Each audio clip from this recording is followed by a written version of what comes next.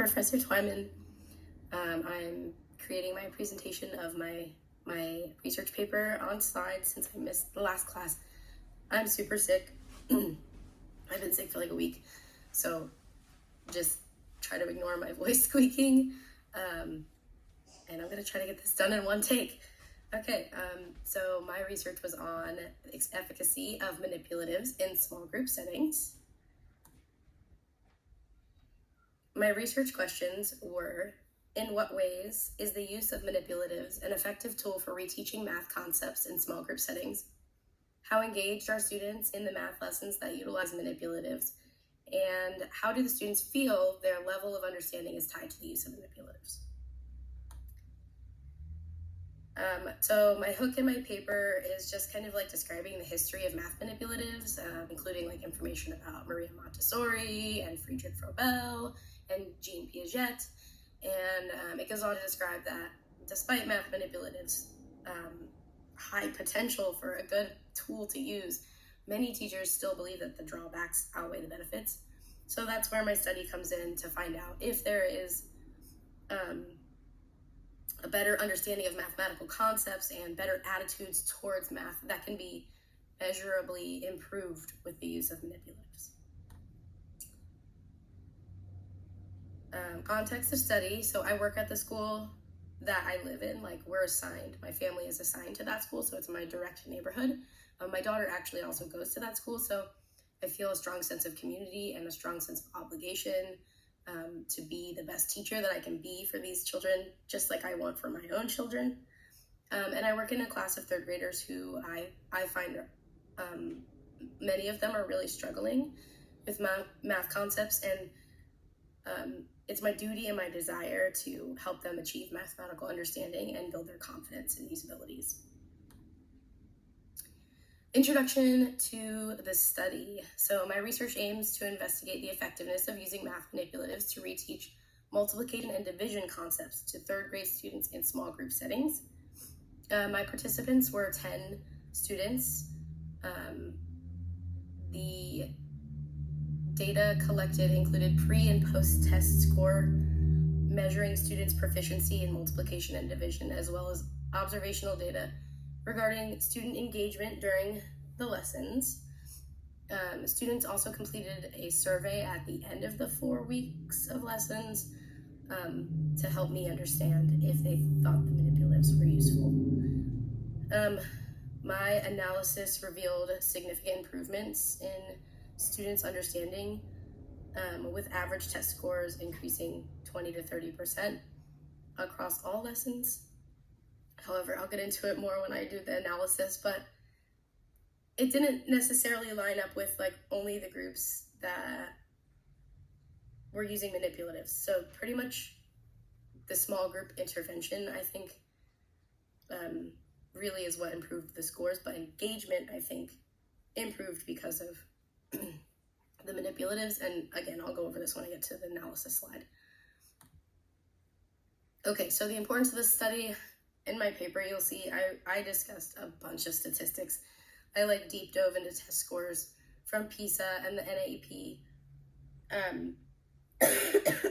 Sorry, PISA, US ranks 35th in the world for math scores. And then when I moved down to the state level for Oregon, based on the scores of the NAEP, Oregon 4th and 8th graders are 6th worst in the country for math scores. And then finally, when I broke it down locally into the Bethel district, we scored even lower than the state average. So this study is important. These kids need help with math. Okay, for my literature review, here's a few of the ones I felt were most important.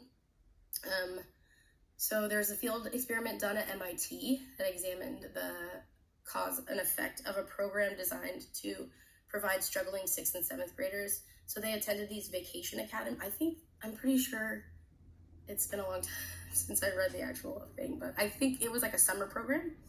And the small group instruction was at its core.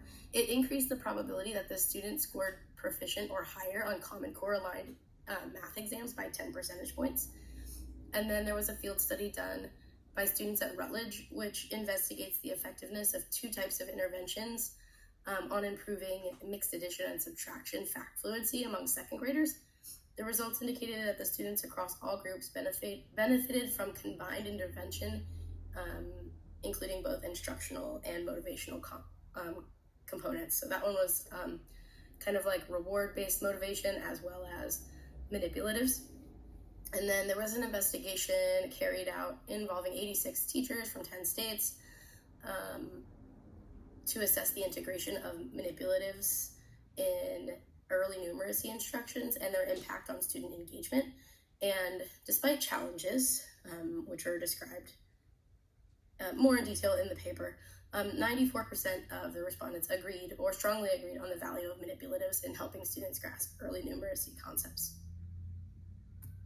Okay, definition of terms. I think I have even more in my paper, but these are the 6 that I put on here. So manipulatives, pre-test, post-test, percentage of improvement, small group, and retention.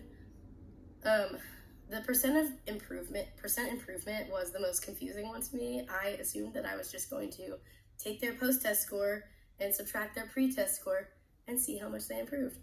But through some research, I learned that that's not actually the best way because you're not taking into account their base, like where they started. So if someone starts at a 4 and improves to a 7, they're actually improving more than someone who starts at an 8 and improves to a 10 because their baseline was lower. So that improvement is more impactful, I guess.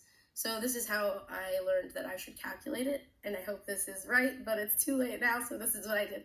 I took the post-test, subtracted the pre-test, divided that by the pre-test, and then multiplied it by 100 to get their percent improvement. Sorry. Okay, participants.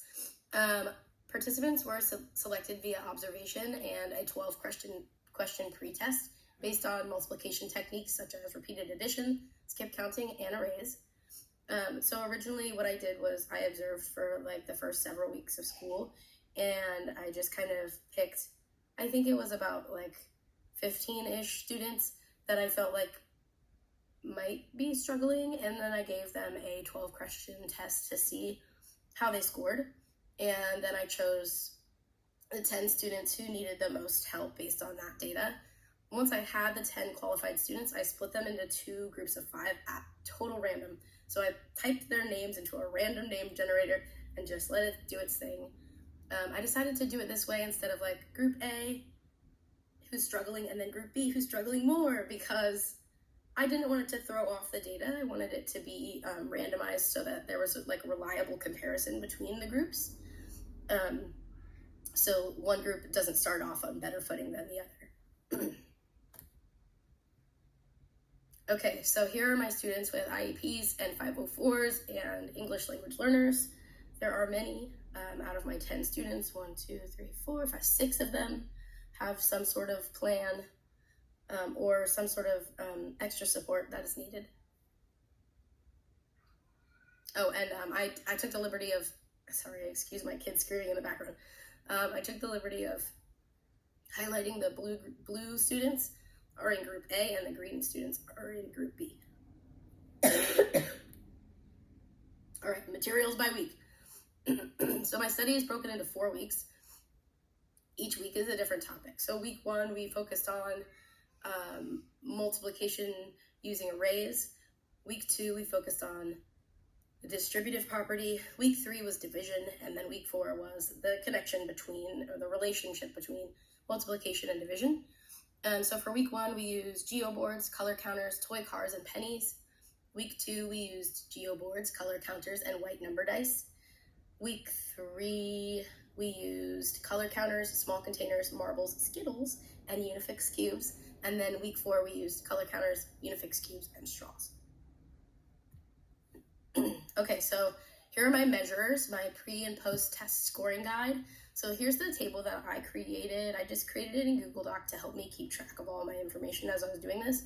So here's an example of week 1. So this big one here in the background, there's 4 of those. I have 1 for each week, and then all my students, A1 through 5 and B1 through 5, what their pre-test score was and what their post-test score was for each question on the test. So I have a measure, like a scoring guide that I put in my paper as well, but basically each pre and post test had 6 questions. Each question was worth 2 points, one for partially correct answer or partially showing skills, and 2 points if it was completely correct. And then I have a more concise one, the small one down here is, so then I took all these up here on so question 1, question 2, question 3, questions 1 through 6, I added up the pre and post totals, and so that's what goes here on this one.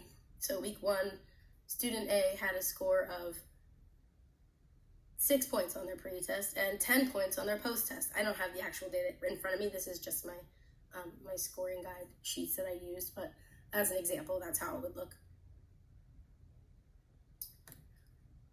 And then this is what I used for my observation guide, because my question number 2 was about engagement. How engaged were the students when they were using manipulatives? I decided, I guess that's something I should mention too. So group A was retaught using manipulatives on lessons 1 and 3, while group B was retaught without manipulatives on lessons 1 and 3. And then group B used manipulatives week 2 and 4, while group A did not. So I had that kind of comparison as well. For my observation guide, I was just going to observe them during the weeks that we used manipulatives, but then I realized that doesn't really give me any kind of comparison. So I observed all the lessons, and basically just at the end of each reteaching, I just went through and, like, kind of by memory right afterwards scored them. So I had to make the scoring super easy because it was a lot. So I basically just did it on a 3-point scale, 1 point for participation, 1 point for focus, and 1 point for collaboration. And then I put their scores here. And then student survey.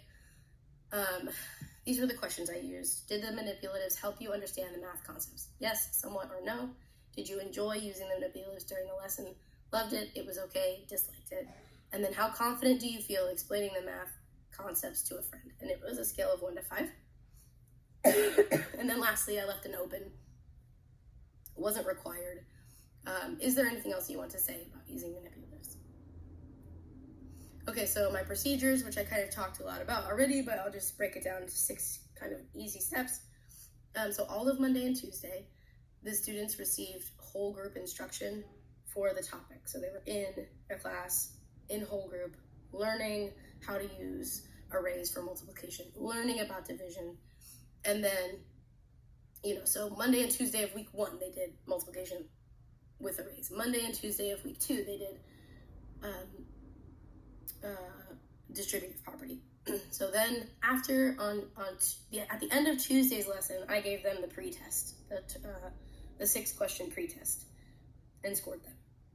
And then all of Wednesday and all of Thursday, we focused on small group reteaching. So math is a 50-minute block in the class that I'm in, so I got 2 25-minute sessions. So group A would meet with me for 25 minutes, and like week 1, we used manipulatives in group A, and then group B would meet with me for the next 25 minutes, and I retaught them without manipulatives, and so on and so forth for all 4 of the weeks. Observations were conducted either on Wednesday or Thursday during reteaching. So yeah, and then I gave them the post-test on Friday. So they had 2 days of whole group instruction and 2 days of small group instruction. And then after the post-test on Friday is when on Friday of the last week is when they also did their student survey. So just 1 student survey at the end of the whole thing. All right, so here's my results. So here are my pre and post-test results for, you can see week 1, week 2, week 3. The yellow, the yellow highlighted are the times that we used math manipulatives. You can see improvement across the board. I'll get into that a little bit later when you see my graphs and stuff, but this was what my table looked like after I was finished filling it out. This is the total one, not the one that's broken down by question. Here are my survey results. Oops. here are my survey results. These were pretty easy to analyze and kind of exactly what I expected. 80% said that the manipulatives helped them. 10 said somewhat, and 10, so 8 students said the manipulatives helped them. 1 said sort of, and 1 said no. 7 of my 10 students enjoyed using the manipulatives a lot. 2 said it was okay, and 1 disliked it. And then the confidence scale was a 4.1. Then my observation guide also went kind of much like I expected, mostly for the most part. I did notice that week 3 was the week that I used Skittles. And again, only on week 3, only group A got the manipulatives, so their engagement was a 3.0. They were into that one a lot, of course, because they were Skittles. Okay, this is my pre and post test data broken into a graph. Weeks by color, so group A pre-test, group A pre-test, group A post-test, like boom, every single week, giant improvements. Group B pre-test, group B post-test, boom, giant improvements every time. But you'll notice like group B had a huge improvement, more improvement on weeks 2 and 4 where there were manipulatives used, and post-tests on 1 and 3 were better for group A. So it kind of tracks, but then you'll see like, I think there's an example somewhere, post-test. Oh, maybe not. Yeah, okay, so that panned out. And then here are my improvement percentages. So after I calculated the whole improvement thing that we talked about in my definitions, week 1, group A, this was what I was thinking of on the last slide. So week 1, group A got the manipulatives and group B did not. However, group B saw a higher percentage improvement. And then week 2, group B got the manipulatives and group A did not, but group A had a higher improvement. So you'll see some things like that, that even though, you know, group A post-test,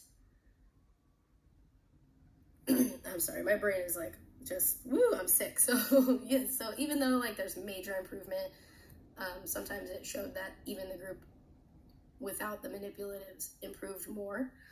But again, I think, you know, that was in part due to the way that I calculated the improvement percentages based on kind of where they started, their starting level.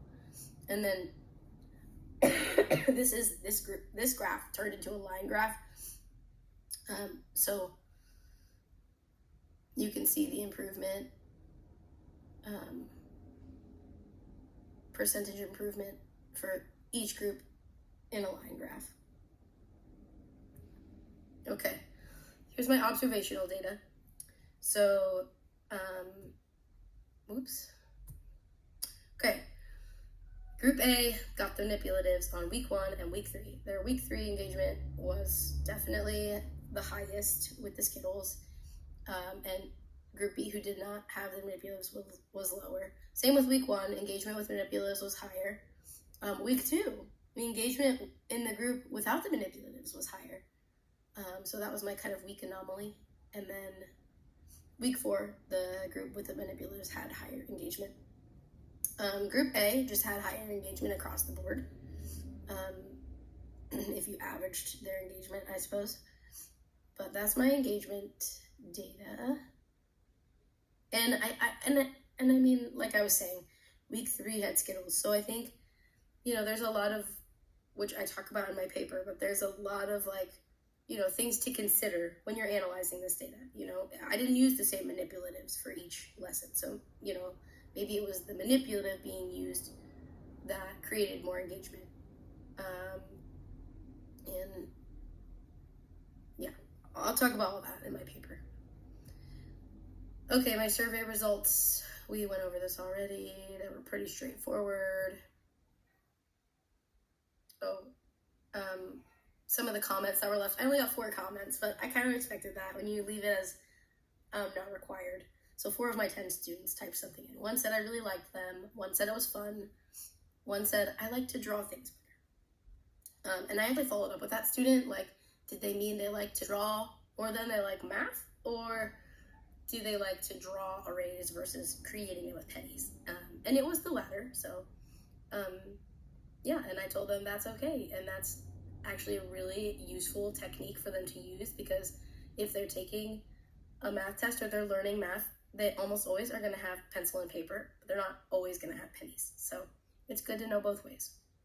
And then the last comment was, I think we should have more Skittles. Okay.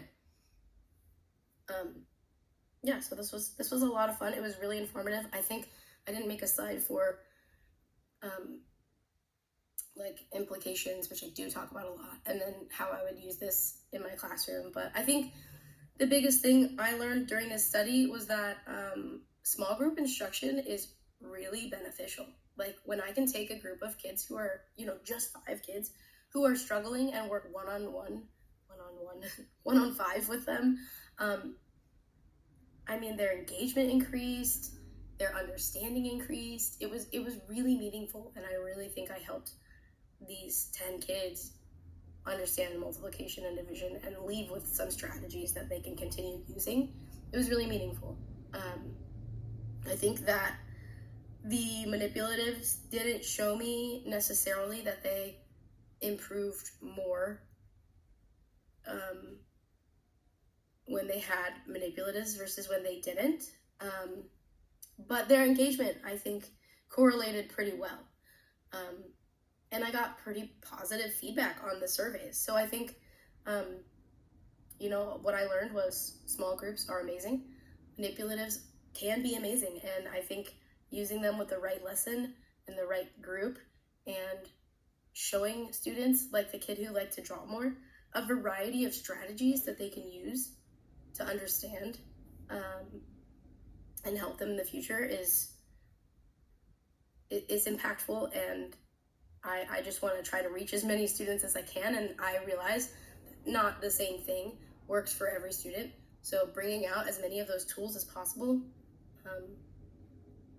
I'm bound to help more students that way. And I think I didn't put this in the paper, and I'm wondering, maybe I have some time, maybe we'll go back and put it in, but I didn't really have any misuse of the manipulatives, which I was worried about a couple of students in particular, but I really just set the expectations at the beginning of group and let them know, like, this is something special they get to do, and if they misuse the equipment, then they don't get to participate, and that's a bummer. And I didn't have any Unifix cubes thrown across the floor. I didn't have any misuse of the manipulatives, which was really amazing, because in some of the studies that I was reading, that was the teacher's main concerns. So that felt good to know that we can trust our students if we just set our expectations clearly. But okay, my presentation's almost at 24 minutes now, so I'm gonna be done because my voice is thrashed. I'm sorry I missed class on Saturday. I hope this helps you understand my paper better, because it's really long and it's really wordy, and I hope this helps. And thank you so much for all your support and flexibility. Bye.